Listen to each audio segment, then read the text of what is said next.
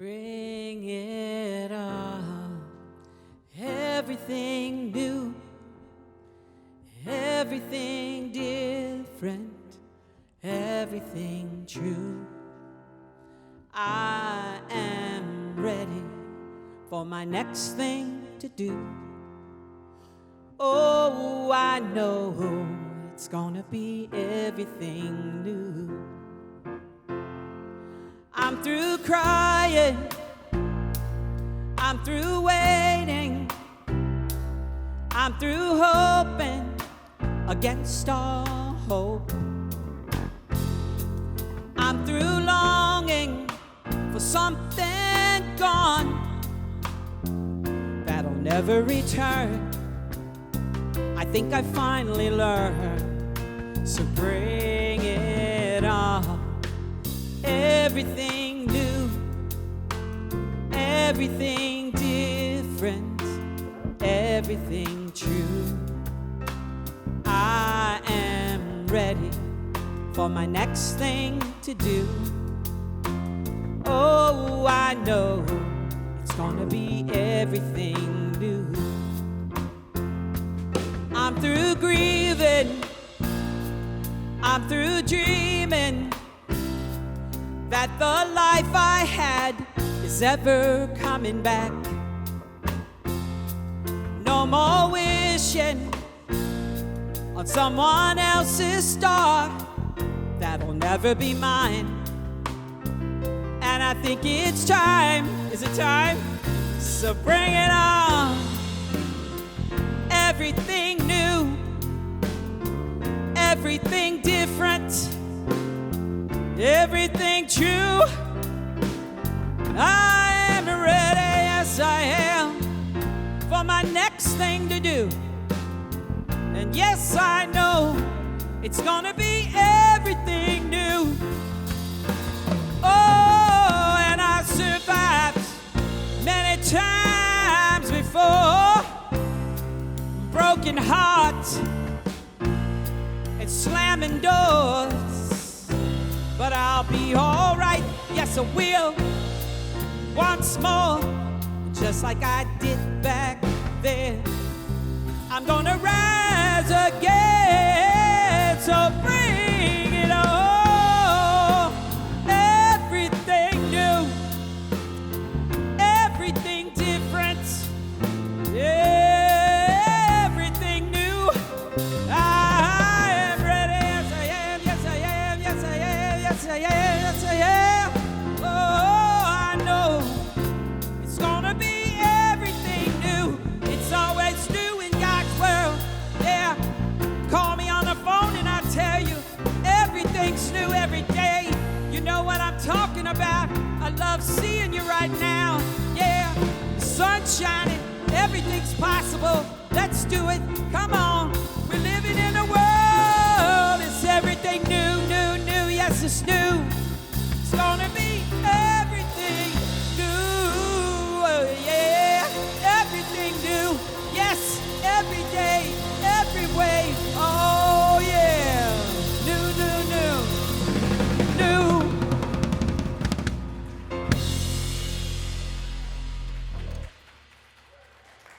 All right, you've been plumbered. Woo! It was a perfect song. The thing I said first service is that Beverly produces these services and the events, and God is the executive producer. Because there's a divine intelligence that chose that song to follow Mike and Darlene, who had a great life, a full life, and then it seemed to be shifting and going, downshifting because they lost their partners. And guess what? Together, they're creating everything new for themselves again. That's the way it can work when you have a God-centered life. Oh, by the way, I am in costume. And Moira. I'm Moira from Schitt's Creek. She is my fashion guru. Like, oh, yeah, black and white and red lips. I can do it. Woo! Anyway, just thought I'd say that. It was that or wear the outfits I'm spending a whole lot of money on, which is my cowgirl outfits. But somehow I told our staff this during the week that I was going to come with my chaps and spurs, and they went, yeah, maybe not.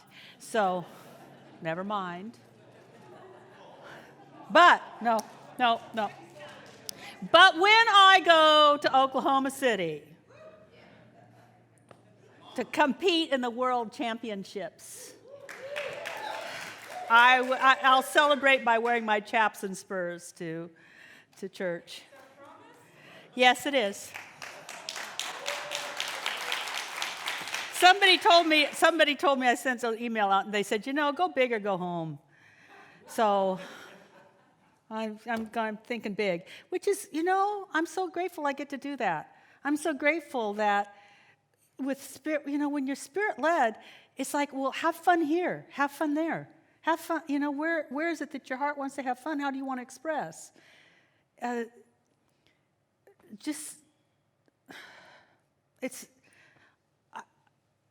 want you to, I'm so grateful for my life, and all I want to do is support people in having a God-centered life.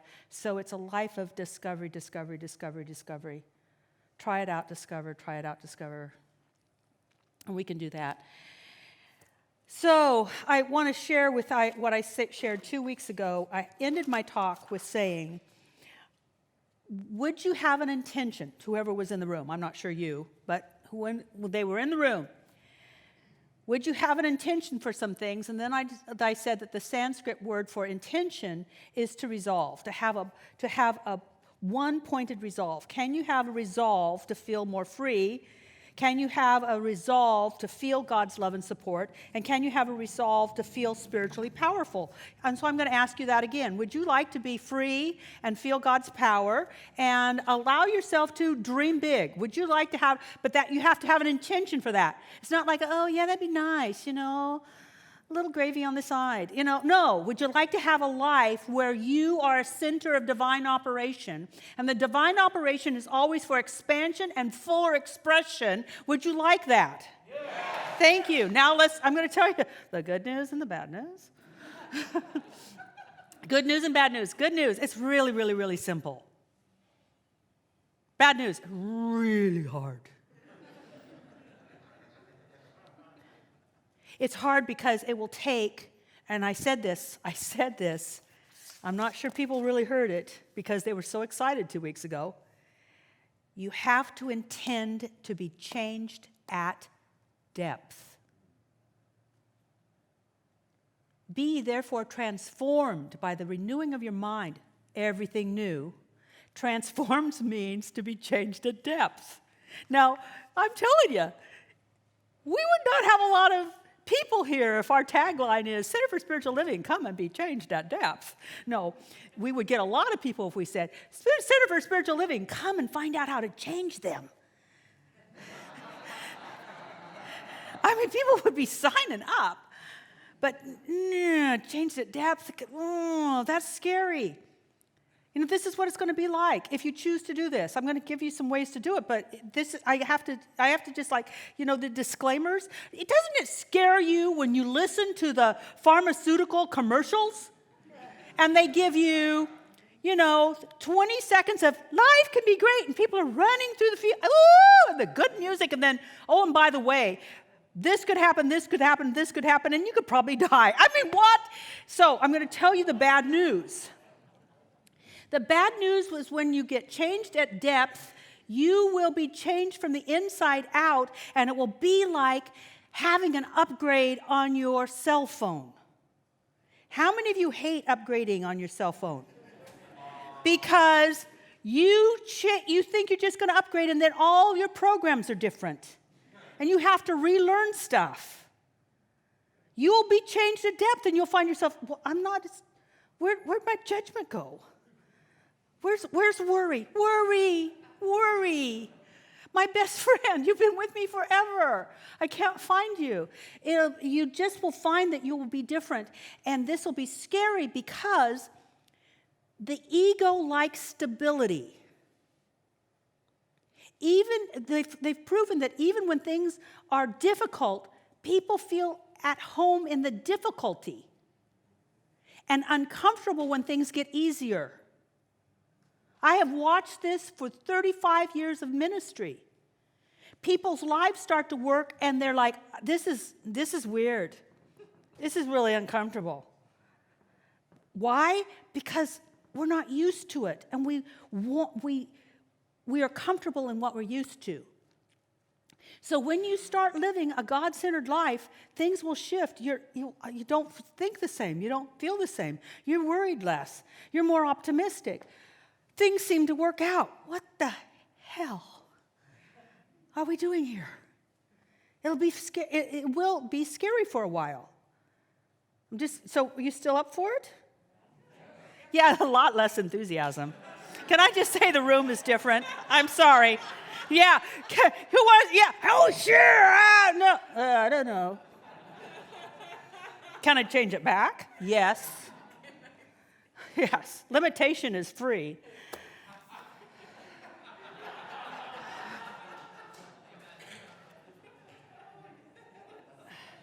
All right. To be changed at depth is to have a different worldview. And you're going to go from my life to the one life, because the original sin, the sin that is the mother and father of all sins, is the sense of separation from ourselves, from our God, from our others. See, honestly, look at anything that's happening in the world, and it can only happen because we have made other. We can only feel unworthy if we are other than the cool people. We can only be prejudiced if we made them other. The whole horrible atrocities of history could only happen because people dehumanized humans by making them other. So you get rid of all that. You get rid of the sense of separation, and you start healing it within yourself.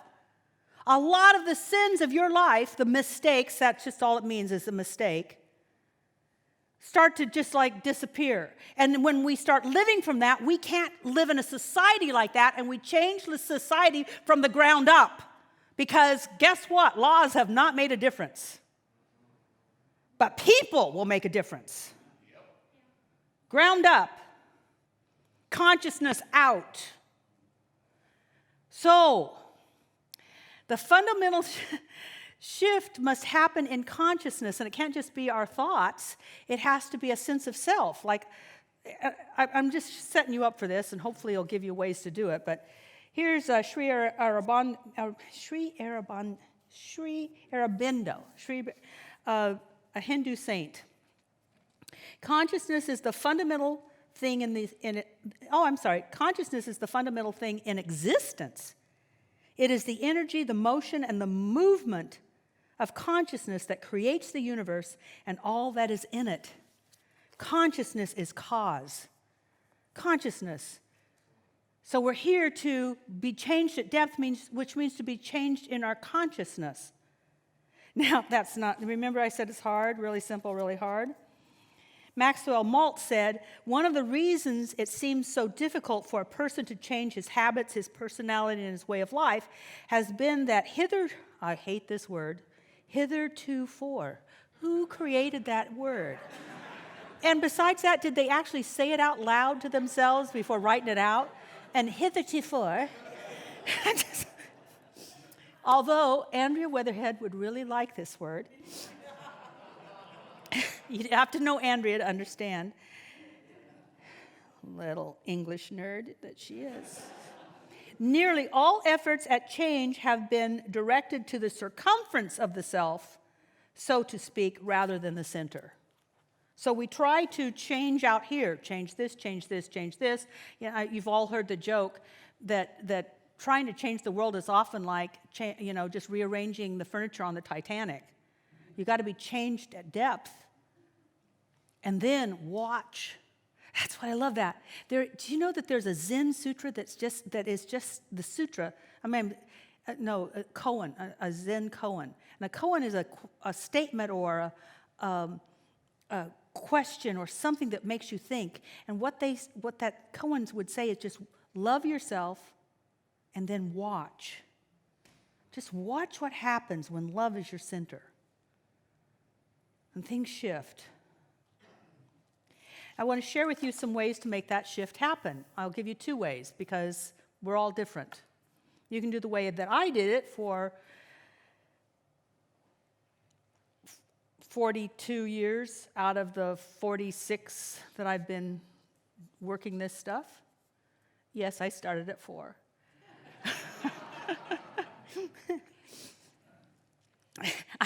I was first service. I wanted to say 30 years, and I'm going backwards. No. Ooh, it's been 46 years.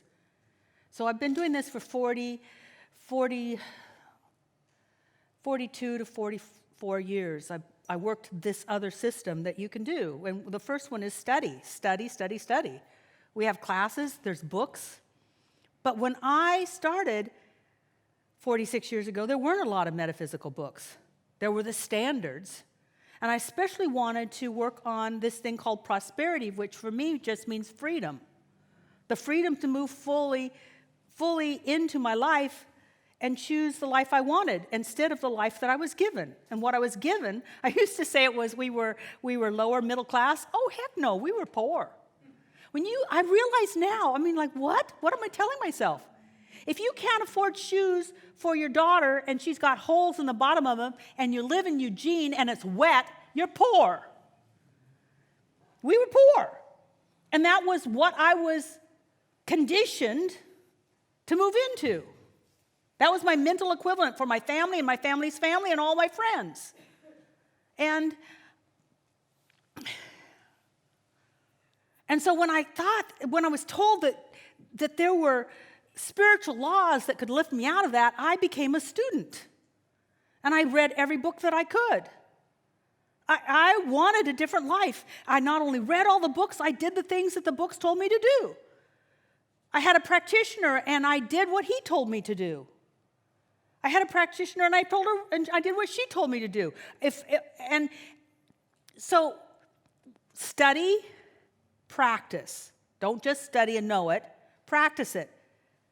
Do the prayers. Do the affirmations. I was old school. I'm telling you, it was so weird. The way we used to do a lot of things was you'd write with a pen on legal-sized paper. All these affirmations and write them out and then read them over. And eventually I started to change. I started to grasp that I was worthy of a better life and that Spirit could give it to me. Risk. Study, practice, risk. Do baby steps. My practitioner said, go to places that seem rich to you but are uncomfortable. Well, if you live in Springfield, all you have to do is cross the river to Eugene, and that kind of works, but it wasn't too hard. But I was still practicing this when I came to Seattle, and so what I did was really risky. How many of you remember Frederick and Nelson? For those of you that didn't know Frederick and Nelson makes Nordstrom seem like Walmart. It was a rich place. It smelled rich. It looked rich. The accoutrements was rich. And then they had this place where the designer clothes were sold. You know that the price of the garments are expensive when instead of all a bunch of racks, that you go through, no. A room as big as this place with a few things here and a few things there. Because it's and a there, and a there, and a there. And I was afraid that if I walked into that department, it was called the collector's department, I was afraid that if I walked in, an alarm would go off and say, she can't afford this. Don't even talk to her. But I would go through, I didn't buy anything, but I would go through and I'd just sort of touch what silk felt like. I had to get comfortable with having. See, if you're comfortable with having, you don't have to have. Did you know that?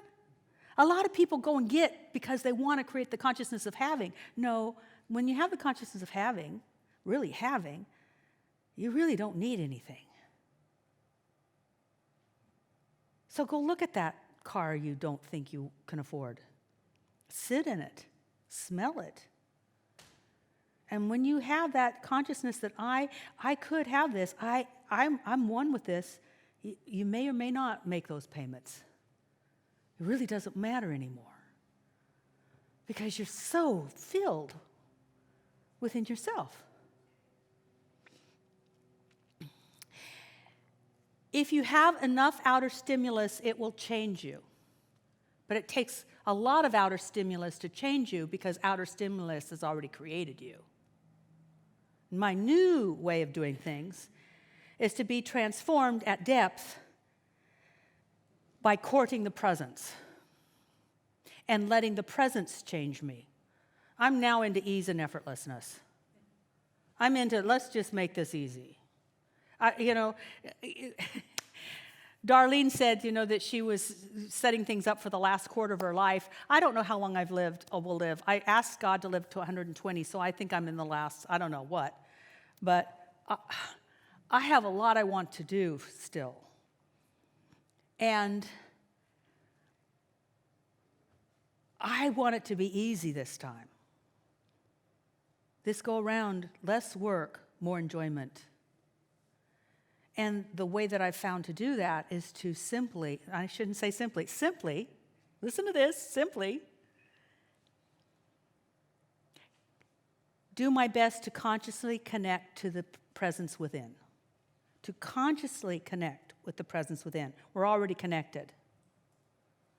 I can't make that happen. But the realization of that happening, God realized will produce an effect. God realized. People talk about God and believe in God, but God can only work when it's realized, made real. So we can read all the books, but until there is some sort of realization, nothing happens, at least miraculous. Next year, I have this whole theme. I want us to prove the power of God. Next year, it's like, okay, I want to prove the power of God. I want us to be the place where miracles show up and they're awesome normalities, but what will be normal is awesomeness.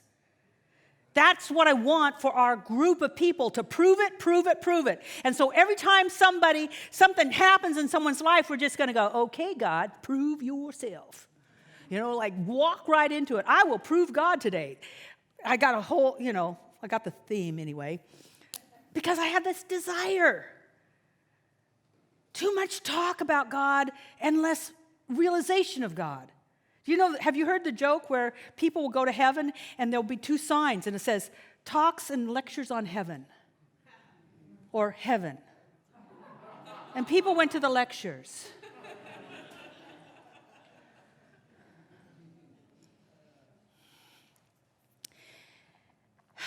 I have had an experience of unitive consciousness. I've had, maybe in my whole lifetime, 20 experiences that were phenomenal for me. And one of them was realizing that everything was alive and everything was one and I was part of everything. And it lasted for about 15 minutes. And was not on drugs.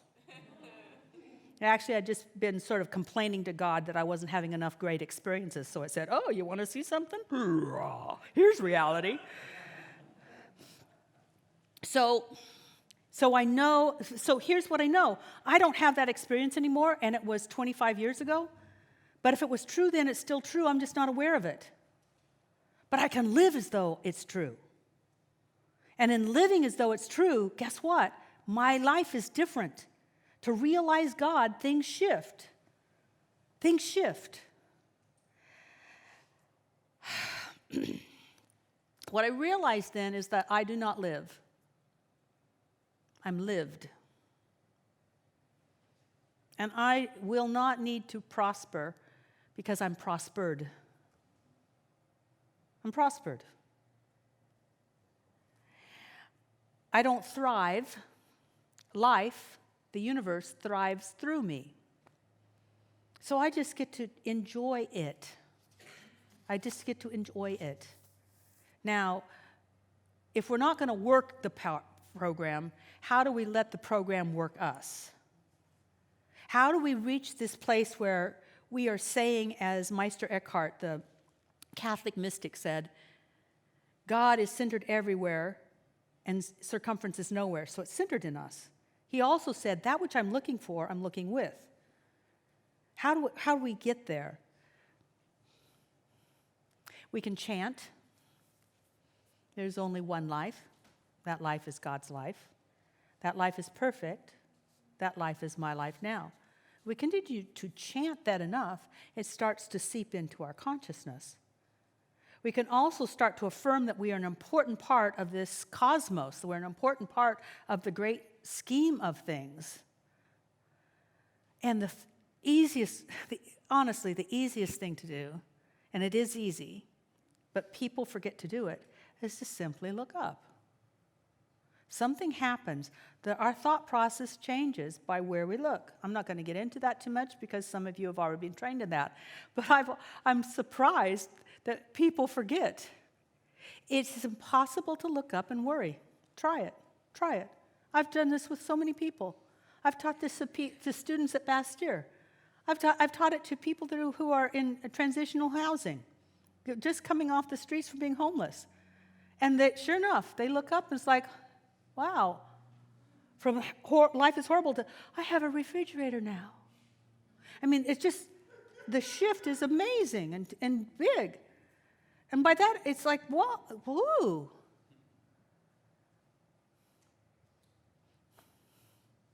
There's so much that has gone on. You lost your partner, Darlene, in 2016. 2016 was the year that I hope would never be repeated for me, with big things happening. And yet I'd look up and I was so at peace. Consciousness is cause. A peaceful consciousness must create peaceful outcomes. A fulfilled, satisfied consciousness must create satisfaction and fulfillment. And yet I'm not doing anything except looking up and letting my thoughts shift. It is like pushing the, would you like to have your iPhone upgraded? Yes, I'll take an upgrade, please. And new thoughts happen. Then, after you've started to make that connection, either through chanting or affirming or looking up, and you're starting to make that conscious connection with the divine, then you go out into your world and you give yourself to whatever's in front of you. St. Francis said it this way, make me an instrument of thy peace. Well, you could show up and say, make me an instrument of thy love, of thy harmony, of thy justice. Make me an instrument of your way of doing things. Make me an instrument of the unfoldment of a better world for everyone. Use me. Use me. And then just see what's in front of you and dispense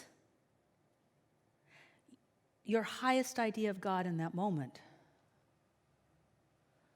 And as we evolve and move on our spiritual path, that too shall change and grow larger and more permanent. So, are you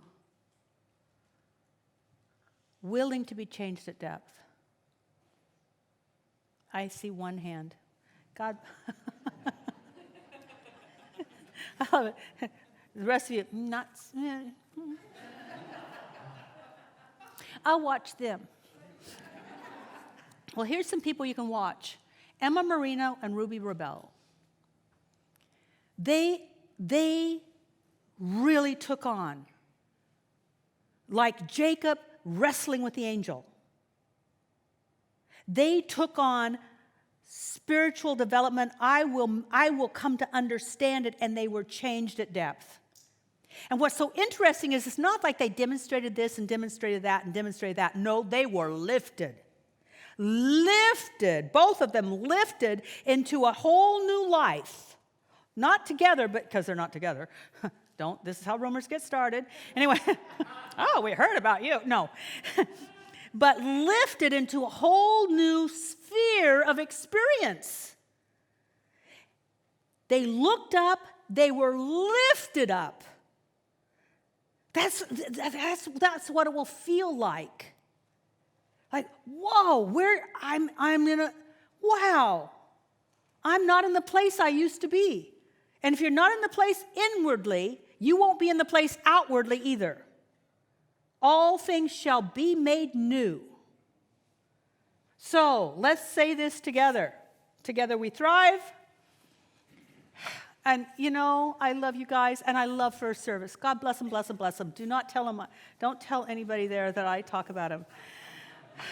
But just for me, just because this is what I really like. If you would put a little energy into this affirmation, it would be so fun. I would really appreciate it. Just, do me a favor. So here we go. Ready? And as an expression of divine life, I value my place in the universe. I value all the life lessons I'm learning. I place my security and confidence in the source of all good within.